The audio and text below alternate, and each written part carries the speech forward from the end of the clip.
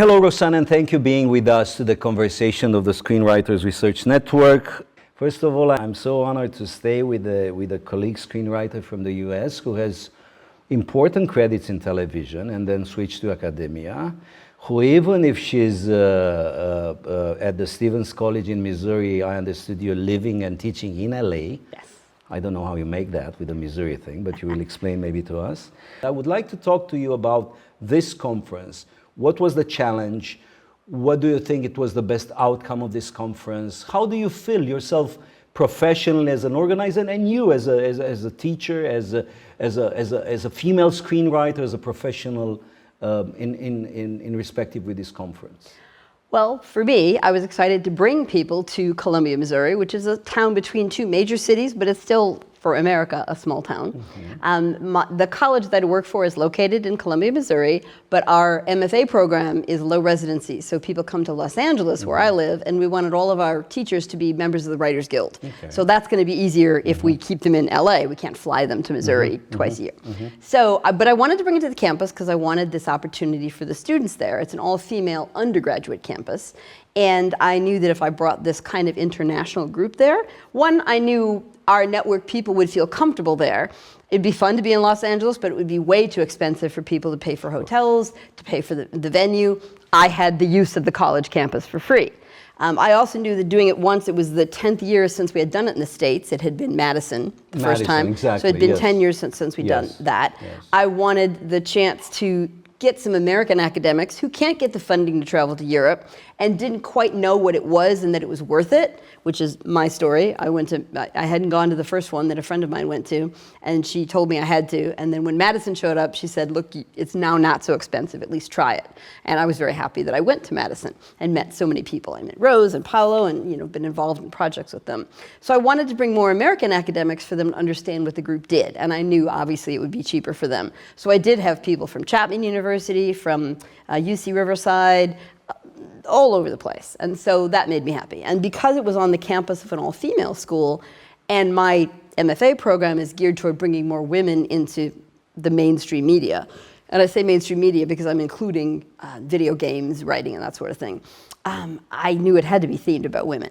So I thought that the concept of gender and the female gaze and discussing that would be of interest to people. Now let's take a little bit look at specifically how women have been affecting show running, because they, in my opinion, have been having a very definite and positive impact on show running. First of all, the percentage of female showrunners have been ticking up. These numbers kind of surprised me, but they're pretty recent. So from 29.5% to 32.5%. Women of color rose from 3.5 to 9.5. Women wrote or co-wrote the majority of episodes on network and half on streaming and 39% on cable. So writers achieved gender parity with 50.08% of episodes penned by women, while the share of episodes directed by women increased from 36% to 40%. Still not coming up to snuff in the pilot area, but still that's progress. But with any of our conferences, we have a theme, but we're open to whatever people are in the middle of researching. You can't suddenly tell them to try something they don't do. But they can bring somebody, when we were in, was it Porto, I think, when I was talking about doing this, or when I first announced the theme, he said, well, are you going to invite men to the conference? And I laughed and said, of course I am. I would imagine that even if you haven't specifically studied gender, whatever you're studying, whatever films, whatever screenwriters, you can now think, how did they treat the females in their films?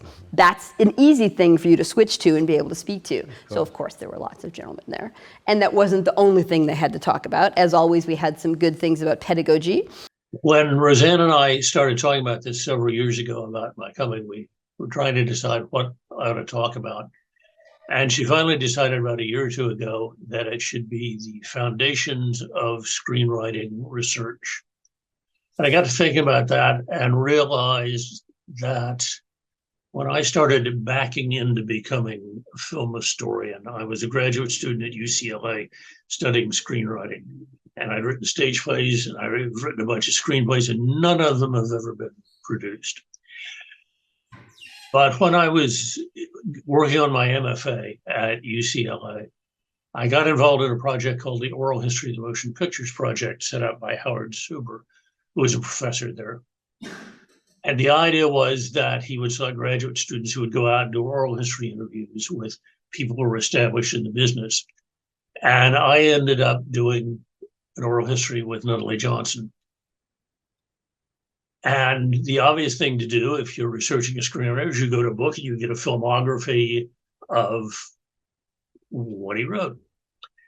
The problem was this was 1968 then, and there were no books that had filmographies in them.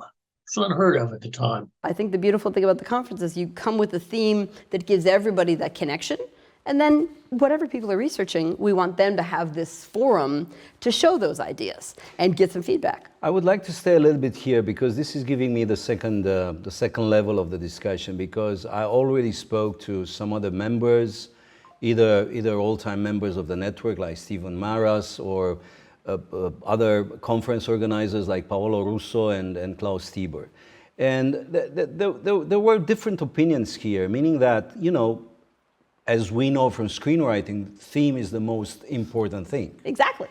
On the other hand, you know, there are conferences or let's say peer reviewers or organizers who are more flexible with the theme and with the abstracts, while, for instance, Paolo Russo, and he was seconded by Klaus Tieber, they said we should be more, let's say, strict on the way we're peer reviewing our abstracts, on the relationship of the abstract with the main theme. Oh, interesting. And give a thorough feedback to the like we're doing in our academic work, in our publishing, in our editorial work. You know, what do you think about this?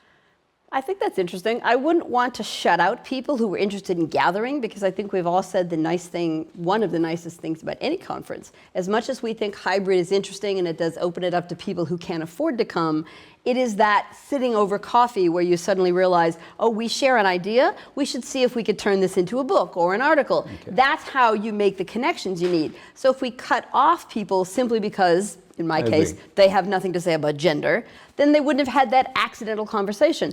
And they wouldn't get to take part in whoever the keynote speakers are that someone brings in. I mean, I was happy that it helped in the States, that I knew that I could bring people from Hollywood who maybe wouldn't fly to Europe, and certainly the network doesn't have the money to pay someone to fly that far.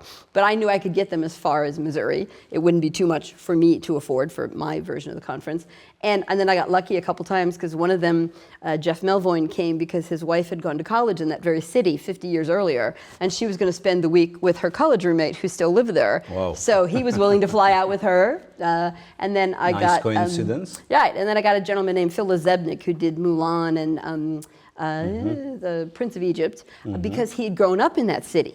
And so I knew he would take a free trip home. I specifically grew up at Stevens College because my father was a professor here. And it's such a strange feeling after all these years to be walking about the campus, which I've done quite a bit, because so many of the names on the buildings are family friends. For instance, Dudley Hall is Louise Dudley. And Louise Dudley was a very good friend of my parents.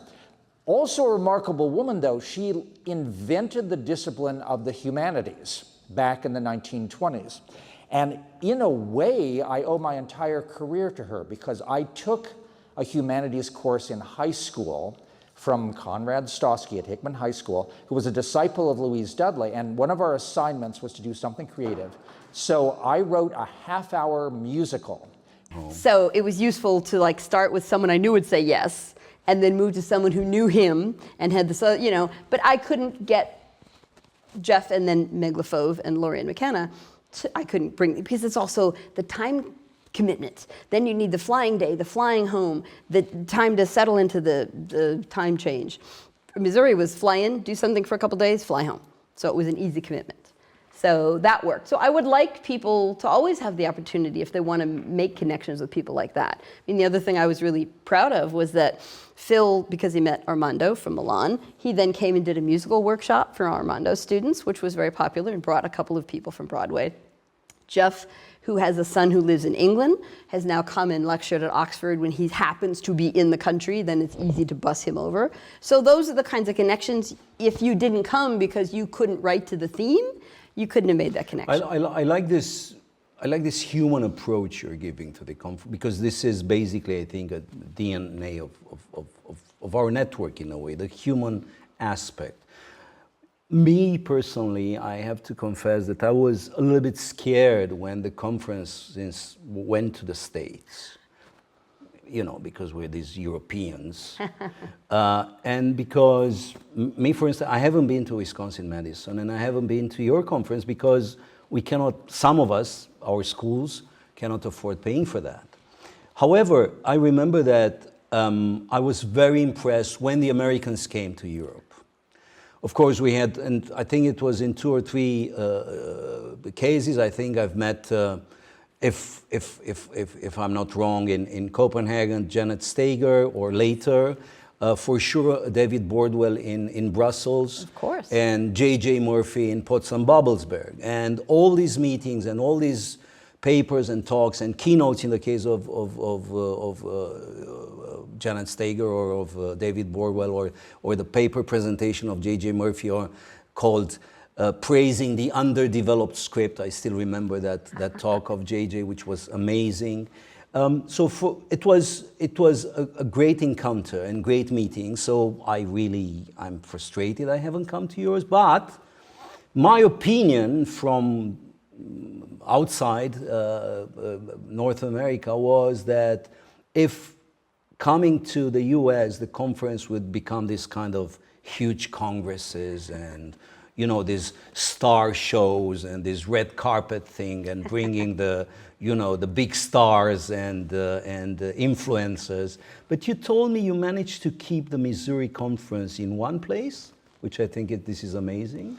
I was lucky that our campus is relatively small, and that helped. And because I'd gone to previous conferences, when you have to walk too far between panels, you lose that connection. Again, part of the beauty of it is you're standing in a hallway and the coffee's in this room, and go down the hall to this presentation, then walk to the building next door for lunch and come back. I think that, I mean, we're a small group. We really only tend to gather 120 or 130 people. And that is where you get more interchange, which I think is the important thing. Do you think that the venue, meaning by the venue, the continent, America, helped more people to come? Like, I don't know, like your neighbors, the Mexicans or South Americans, or what do we think about this? Well, of course, some of those folks have joined us here, so they are able to travel to Europe. Yes. They started with the regional conference that With Carmen Chile, set I up. think it was so the that, first again, one. was the introduction. Exactly. So I was trying to do the same thing with the Americans, hoping Okay. that some of them work for schools that would then fund them to come to Europe. For our future conferences. I do think the size is very important. I don't think we ever want to get too big. We've been having conversations about other conferences people go to, and I've been to some big ones in the States. I would never want that for us, because with 2,000 people, you get 4 people to show up for your presentation. You don't really make a connection. You don't know who to talk to, and then you go home.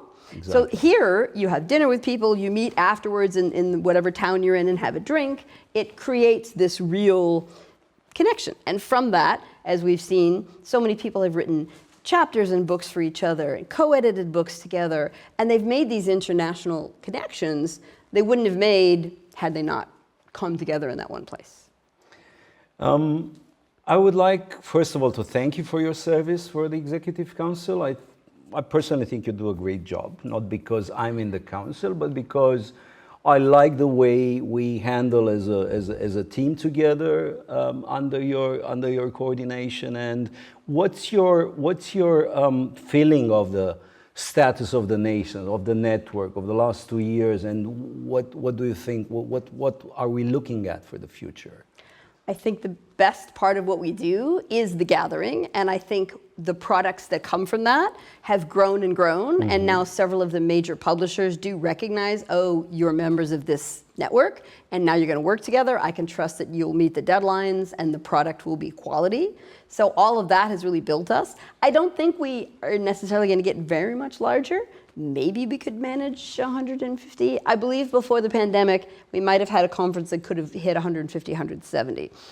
We could deal with that. But I think the power is in being small and making real relationships, which is funny because that's what a movie is about, real relationships. We wish you good luck, and thank you very much for being with us at Conversations. Thank you so much for doing this.